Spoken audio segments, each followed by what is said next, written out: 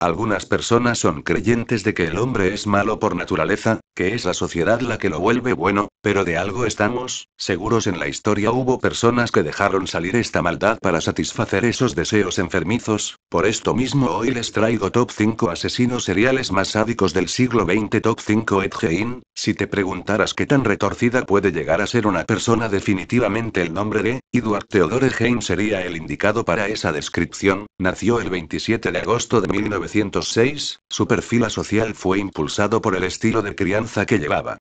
Su padre, George Gein, un hombre poco afectivo que no formaría un vínculo muy especial con Ed; su madre, Augusta Lerck, esta mujer caracterizada por sus fuertes ideales religiosos condujo a una disciplina extrema a sus hijos, en especial con la gente que los rodeaba. Ella les fomentaba el desprecio por los hombres y el rechazo hacia las mujeres, puesto que las consideraba como la fuente misma de pecado. Quizá esto cambió la actitud de Ed Gein y lo conduciría a cometer crímenes atroces que comenzaron a tener mayor impacto en el año 1957. La desaparición de Bernice Worden alarmó a la policía, puesto que Ed fue el principal sospechoso. Cuando investigaron su hogar, encontraron el cuerpo de Worden desnudo colgada de los tobillos, pero lo que realmente fue escalofriante es que encontraron tazones hechos con cráneos humanos, asientos de piel humana, órganos en su refrigerador, un cinturón hecho con pezones, etc. En el interrogatorio de Ed, él confesó que abría las tumbas de mujeres recién fallecidas y las llevaba en su camioneta para fabricar estos tétricos objetos. Finalmente fue declarado enfermo mental y murió en un hospital psiquiátrico en 1984 por una insuficiencia respiratoria. Si eres fan de las películas de terror clásicas, te habrás dado cuenta que su caso es inspiración para el asesino Leatherface de la saga de películas Masacre de Texas.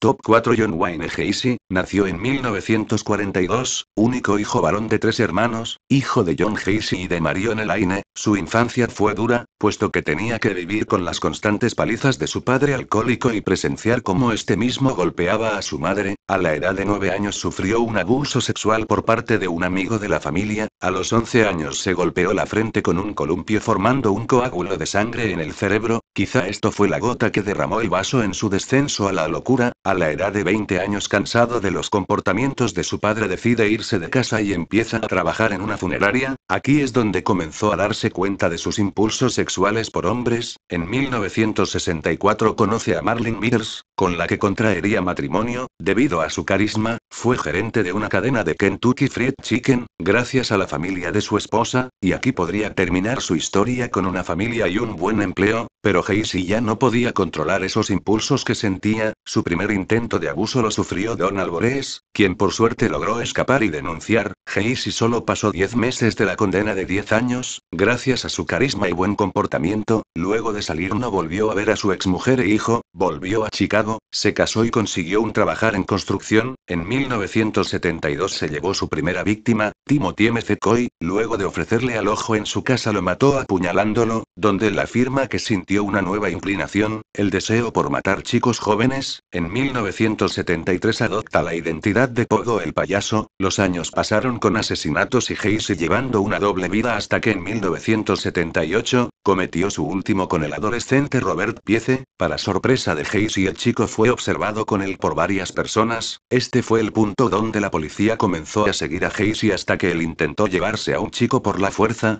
Gacy fue arrestado reconociendo que mató al menos a 30 personas, aunque se cree que fueron más de 50. Finalmente fue condenado a muerte en el año 1994 y sus últimas palabras fueron "Kiss my ass". Top 3. Gary Ridgway, el asesino del Río Verde. Como muchos en este top, una infancia terrible. En este caso el abuso venía de parte de su madre, que lo maltrataba física y psicológicamente. Con este conjunto de emociones comenzó a matar pájaros con una escopeta, pasando luego a torturar perros y gatos, pero esto no saciaba sus enfermizos instintos. A la edad de 14 años apuñaló a su compañero de colegio, que felizmente sobrevivió. Según Gary, quería saber cómo se siente acabar con la vida de una persona. Sus primeros asesinatos casos fueron entre 1982 y 1983, donde cuerpos de prostitutas entre 15 y 25 años fueron hallados alrededor del Río Verde. Su modus operandi era el mismo: convencía a las mujeres para que suban a su auto y las llevaba a un lugar lejano, ahí mantenía relaciones sexuales y luego las estrangulaba, pero un dato perturbador es que no las tiraba al río ni las enterraba, las dejaba ahí para volver y abusar nuevamente de los cuerpos, satisfaciendo sus deseos necrofílicos. Debido a que él concurrió a esa zona, fue interrogado y pasó por muchas pruebas, las cuales pasó sin sospechas, pero la policía se quedó con muestras de cabello, saliva, etc. Con la innovación de la prueba del ADN se encontraron coincidencias en las víctimas con las muestras de Gary. Finalmente fue a juicio por 4 homicidios. Para evitar la pena de muerte confesó dónde quedaban los restos de 49 personas, aunque también se afirma que son 70 víctimas que no fueron encontradas. Por esto se le sentenció a 49 cadenas perpetuas sin libertad condicional ni reducción de condena y permanece desde el 2003 en la penitenciaria del estado de Washington. Top 2. Joe Meteny. Su historia comienza con una familia ausente, el padre alcohólico que falleció en un accidente automovilístico cuando Joe tenía 6 años y una madre que casi no veía porque trabajaba de camarera y conductora de alimentos. Sin embargo, él creció sin falta de nada, afirmó la madre. Fue un alumno destacado, pero su ira comienza cuando a la edad de 18 años se inscribe en el ejército y empieza su adicción por las drogas. Después de salir del ejército empieza a trabajar en una fábrica de pallets donde ya establecido tuvo una familia con una mujer drogadicta que en 1994 se llevó a su hijo, momento donde Joe empezaría a acumular una ira inhumana. A los meses se enteró que se mudó al otro lado de la ciudad, donde con su nueva pareja, habían perdido la custodia del hijo por abuso infantil. Esto provocó aún más el deseo de Joe por destruir a su expareja, ya que él tampoco lo podría ver por sus múltiples delitos cometidos en el pasado. Fue ahí donde se entera que su expareja estaba viviendo bajo un puente con otras personas sin hogar, a las cuales masacró por no encontrar a su expareja. Dentro de esos días mató a 3 personas, 2 prostitutas y un pescador que observó sus crímenes, los tiró al río intentando limpiar la escena del crimen. Su intento fue en vano, estuvo arrestado 1 año y medio pero fue liberado a falta de pruebas. Luego volvió a trabajar a su fábrica de pallets donde empezó a vivir en una camioneta donde comenzó sus crímenes más famosos. Llevó a 2 prostitutas y las mató, pero esta vez las descuartizó y guardó la carne humana. Escondió los cuerpos detrás de la fábrica en un bosque. Aquí comenzó su negocio de venta de hamburguesas con carne humana. Según él, la carne la combinaba con la de cerdo y el sabor pasaba desapercibido para todas las personas que lo consumían. A falta de este ingrediente secreto, Joe citó a una prostituta para cometer sus crímenes, pero gracias a un descuido suyo la chica logró escapar y Joe fue detenido y sentenciado a cadena perpetua. Finalmente falleció el 2017 por causas desconocidas.